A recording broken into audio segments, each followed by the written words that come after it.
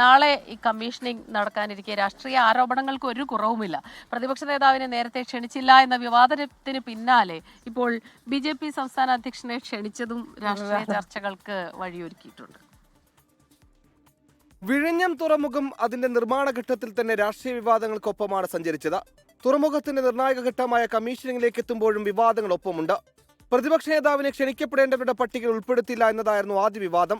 വാർത്തയായതിനു പിന്നാലെ പ്രതിപക്ഷ നേതാവിനെ ക്ഷണിച്ചെങ്കിലും പങ്കെടുക്കുന്നില്ലെന്ന് തീരുമാനം. അന്നേ ദിവസം UDFന്റെ വിശാല നേതൃയോഗം തീരുമാനിച്ചിട്ടുണ്ട്.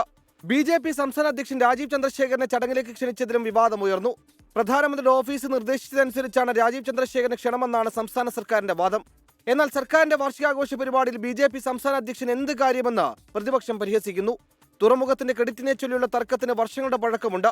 കമ്മീഷനിംഗ് ദിവസം മണ്ഡലം തലത്തിൽ ഉമ്മൻചാണ്ടിക്ക് അഭിവാദ്യ പ്രകടനം നടത്താനാണ് KPCCയുടെ തീരുമാനം. തുറമുഖം വികസിത ഭാരതത്തിന്റെ ഭാഗമെന്ന തലക്കെട്ടോടെ കേന്ദ്ര സർക്കാരും പരസ്യം നൽകിയിട്ടുണ്ട്. 24 തിരുവനന്തപുരം.